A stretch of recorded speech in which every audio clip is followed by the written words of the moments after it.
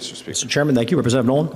And thank you, Mr. Speaker. And through you, Mr. Speaker, could you go over the age a little bit more specifically in regards to those that can apply or how long they've had to have, how long ago they had to have been incarcerated? And does it also, if you can explain, if it starts from the time they were incarcerated or from the time that the crime was committed? Through you, Mr. Speaker. Representative Sassoon. Through you, Mr. Speaker, I believe it's from the time in which they are convicted and that it is 30%, 60% of their sentence. Through you. Representative Nolan. Thank you, Mr. Speaker. And I'm just going to spew on for a little while, so if he wants to relax, he can relax. Mr. Chairman, you have stand at ease for a moment. Deputy Speaker Nolan, you may proceed. So today I rise in support of this bill for a few reasons. And it's something that I believe that this bill represents something that should matter to all of us regarding our political party background or ideology, because I think this bill represents accountability, redemption, public safety, and an understanding that people can grow. This legislation is not about excusing harm. It's not about ignoring victims, and it's not about pretending serious crimes don't have serious consequences. This bill is about recognizing a simple truth backed by science, something that we all rely on when it comes to many of the laws that we pass in this chamber. The science in regards to when people are able to make correct choices, or when the assumption of people to make correct choices for the things that they do in life. And even with science saying that it is between, I believe, the ages of the age up to 26. And even then, after we turn 26, sometimes we don't still make the right choices after we are older than 26. So I believe that we need to be paying attention to the science when it comes to this. Young people and young adults are still developing mentally, emotionally, psychology, well into their 20s. SB 503 creates a path for certain incarcerated individuals who committed offense at a young age to have an opportunity to appear before the parole board after serving a substantial time. Not a guaranteed release. Having to go before the parole board after a substantial time, again, it does not guarantee them an automatic free pass. There's no automatic freedom. It's just an opportunity for a chance to demonstrate growth, a chance to show rehabilitation, a chance to prove they are no longer the same person they were years ago when they might have committed the crime that they may be incarcerated for. And if we truly believe in justice, then justice must also include both accountability and possibility of transformation. Even some of us as adults make a transformative behavior change late into our years, and I just believe we need to give the same to those who have made mistakes or errors in their lives at a younger age. For decades, research from neuroscientists, psychologists, behavioral experts, and medical professions have consistently shown that the human brain, especially in the areas responsible for impulse control, our decision-making, emotional regulation, and understand long-term consequences continues to be developing into the mid-20s. The science is clear. Young people are often impulsive. Young people are often vulnerable to peer pressure. Young people are more likely to make reckless decisions without fully understanding the life long consequences that might come along with this. That does not excuse criminal behavior, but it does explain why so many individuals who committed offenses at 17, 18, 19, 20, or 21, or even 24 years have been completely different people decades later. Many of us in the room can probably look back at our own younger years and recognize how much we've changed, how much we've matured, how differently we think today. Now imagine if the worst decision you ever made at 18 years old defined what you were at 18. Some of us wouldn't be here today because some of us got that opportunity to change ourselves. Some of us were not in situations or had issues where they might have made mistakes that led them to be incarcerated at having to serve high sentences. This bill recognizes that people are capable of growth. It recognizes rehabilitation, it recognizes human development, and most importantly, it recognizes public safety. Because contrary to what some may say, this bill can actually help create safer communities. Why? Because rehabilitation works better than hopelessness. When incarcerated individuals know there is absolutely no opportunity for redemption, or no possibility of review and no incentive to improve themselves, we create a system built entirely on despair. But when people know they may one day have that opportunity to appear before the parole board, they are more likely to pursue education, job training, counseling, substance abuse treatment, mental health support, faith-based programs, and also positive behavior changes. This benefits everyone. It creates a safer correctional facility. It reduces violence. It encourages accountability. And it creates the likelihood that individuals who do return home come back prepared to contribute rather than reoffend. We also must acknowledge something different, but real. Many incarcerated young people come from environments filled with trauma, violence, neglect, addiction, poverty, abuse, instability, and lack of opportunity. Again, that does not excuse criminal behavior. But if we are serious about preventing crime, we must understand the conditions that contribute to it.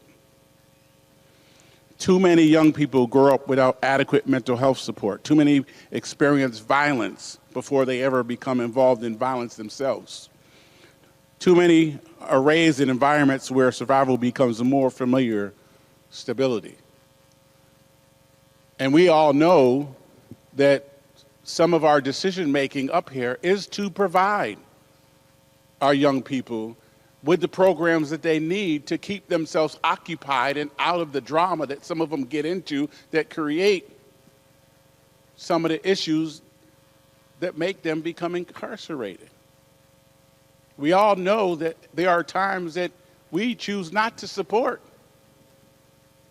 the needed things in our community that drive some of these young people into the problems that they have.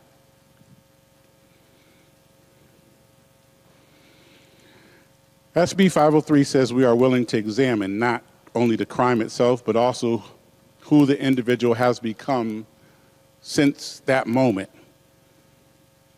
And let us be clear about something. The parole board is a process. It is not an easy process.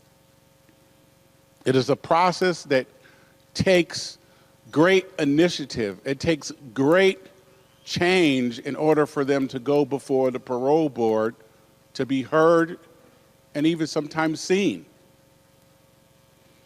This is not a rubber stamp. Individuals must demonstrate rehabilitation. They must show institutional growth. They must show accountability. They must present evidence that they are no longer a danger to society.